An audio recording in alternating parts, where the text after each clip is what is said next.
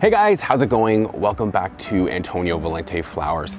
This evening, I'm going through the dahlia beds and I'm giving them their pinch. So I thought I would do a little bit of a pinching 101, how to pinch, what is it that I'm looking for, why am I doing it, and just generally how to go about doing it. So here are the dahlias. I'm sort of in the middle of the beds here at the moment, mid-July, and the dahlias are about a foot tall.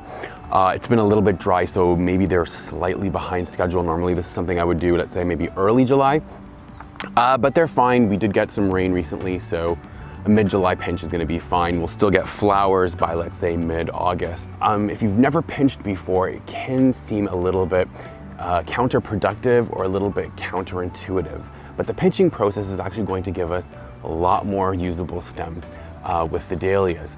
It's going to encourage the plants to branch out and produce a lot of usable stems rather than letting the plant just sort of grow and it'll just produce one really large flower, and that stem tends to be a little bit too thick to use in floral arrangements or in bouquets. So that's what I'm going to show you what I'm doing. So maybe we'll go in and we'll take a closer look and I'll sort of explain pinching and what I'm looking for when I'm doing it. All right guys, so here is a close-up of one of our dahlias, and you can see that the plant has put on a really nice stem from the tuber that I planted back in May, but it's sort of just producing one sort of solid stalk at the moment. And so what we want to do is we want to just nip the bud, and that is going to encourage all these little side buds to branch out and produce flowers. You can kind of see that in there.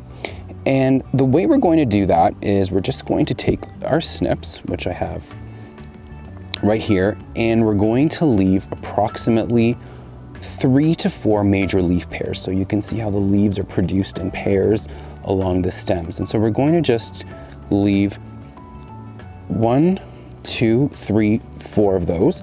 I would say if your plant is a little bit on the leggier side, taller, I would probably leave only 3 major leaf pairs. If your plant is sort of stockier like this one here, then you could probably leave 4 leaf pairs. And so for this, all I'm going to do is I'm just going to simply, I'm kind of demoing this with one hand, so bear with me. I'm going to go in and I'm just going to snip, take this with my snips, and just right above this, these leaf pairs here, or sort of these buds, I'm just going to go in there and I'm going to snip the top of the plant. And like I said, and that can seem kind of counterproductive or counterintuitive, but this is actually going to encourage the plant, all these little side buds, to sort of branch out.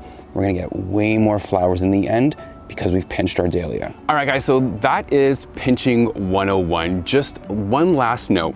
So this dahlia right here, ahead of all the rest, it's almost just about ready to produce a flower. I'd probably say this is not the stage you want to wait until.